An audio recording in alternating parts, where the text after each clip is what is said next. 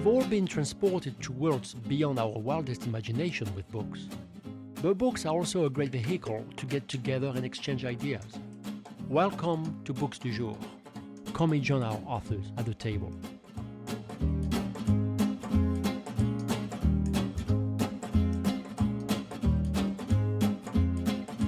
My next guest is someone we had before, and we love having him because he gets time to talk to us.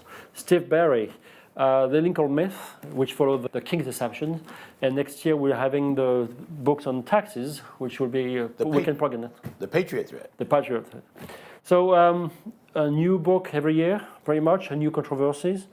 And I like what I like about you. I feel like you're going back like the public congress or the public library and find the clause in the files where there could be a mess. So what's the Lincoln Myth? Tell us. Lincoln Myth deals with something very interesting, a deal made between Brigham Young, the head of the Mormons, and Abraham Lincoln in January of 1863 that actually altered the course of the Civil War. Okay. And it's a true story. That's a true story. That actually did happen. But it still has relevance here today because the book deals with secession, a state leaving the Union.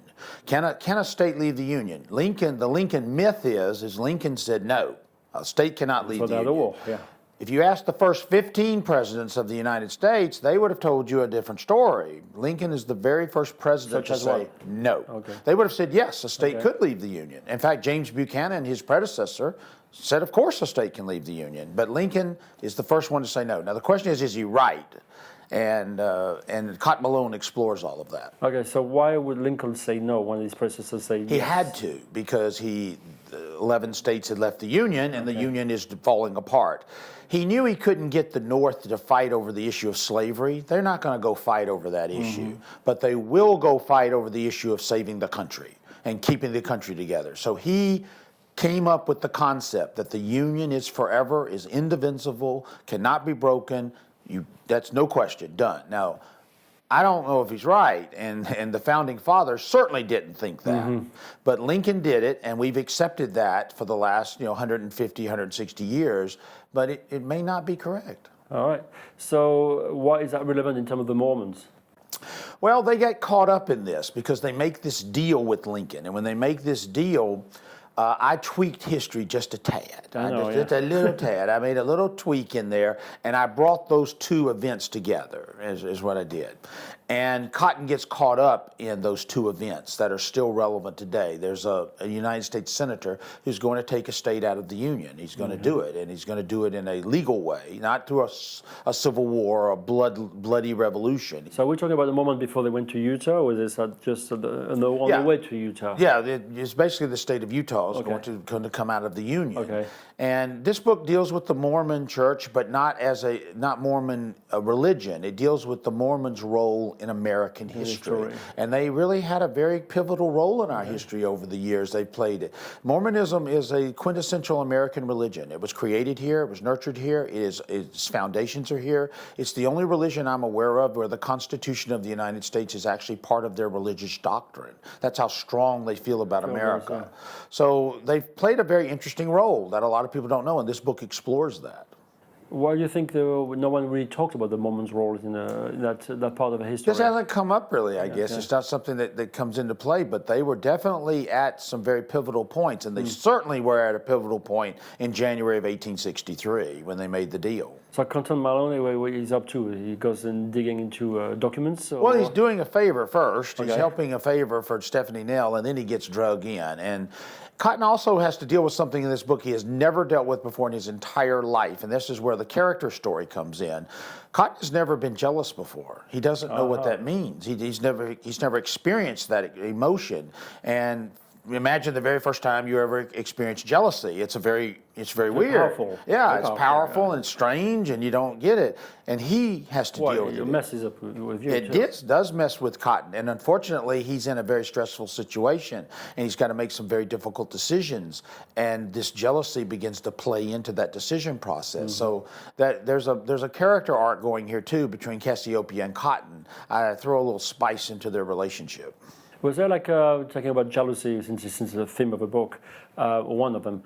Were there like a rivalry between the Christian church and the Mormons? There was some jealous for the power they had? There was not jealousy between them. They hated each other. Okay. I mean, the Mormons did not like what they would call Gentiles, non-Mormons.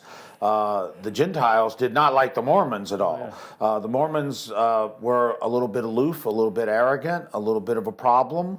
And it floated both ways. And there was violence. It was actually legal to kill a Mormon in Missouri. It was actually perfectly legal. You could kill them. This is how bad they hated them. And they had a lot of problems. The Mormons went from New York to Ohio to Illinois, to Missouri, to Illinois, then finally to Utah.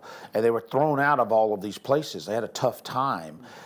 Some of it not their fault, some of it their fault. I mean, there was a lot of clashing. Joseph Smith was a very difficult person to deal with, but then he's murdered in 1844, and he becomes a martyr. They actually thought killing Joseph Smith would be the end of the Mormons. They'd go away. That's right, yeah. But It actually did the opposite. I think the history framed it that way. That it was necessary to kill him. Yeah, he was drugged. He was taken from a jail, and he was killed. He was just murdered. How do you think, I mean, we're not here to talk about the faith, but the church grew very quickly and very powerful.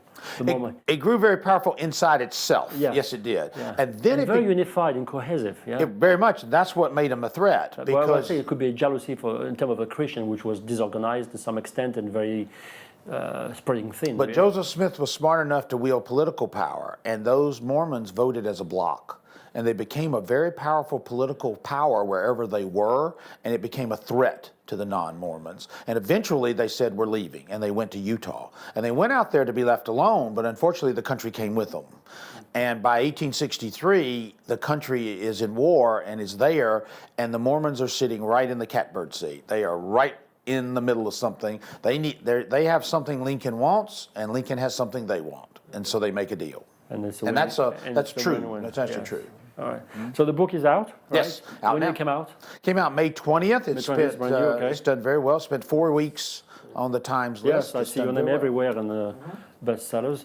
And then you already planned your next controversies, yeah? Talking about taxes. Cotton Malone is coming back in March of next year, March of 2015. He's going to deal with. He's a very antsy man, right?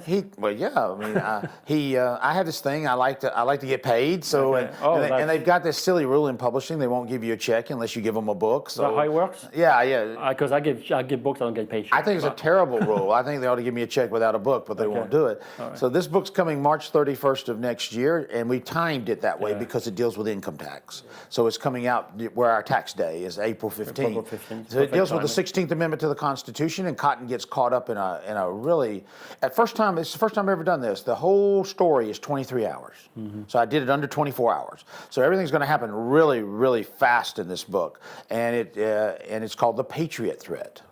Okay, well, we wish you all the best with that. But before I want to change topic. You were part of an anthology or collection of a short story called Face Off. Yes, sir. It was publishing by the organization, International Thriller Writers. Who are you paired with in that book? I am paired with James Rollins, my good friend, and it's the first time we've ever done it. Our fans have been screaming for Cotton Malone and Gray Pierce to be in a story together, and we were able to finally do it in Face Off, and they've loved it. And so we have 23 writers in this thing with 11 short stories of one-of-a-kind stories. Yeah, but so you meet in the bar or you meet somewhere in It's in the Amazon. It takes place in South America on an Amazon riverboat. And yes, exactly right. Cotton and Gray get kind of thrown together, and for about 2 hours they have a very interesting adventure on this riverboat in South America. Yeah, so maybe one day Cotton might do some investigation about who owned the rights of the Amazons, right? Or the Portuguese or Brazilians? I want to do a South American, but it's interesting. Neither Jim and I have done one there. Okay. Neither one of us set a book there, so we decided to use a place we'd never done before. My guest was Steve Berry, The Lincoln Myth, who just came out about a month ago, and thank you for being on Books du Jour, and all the best with the next one. Great to be here. Likewise.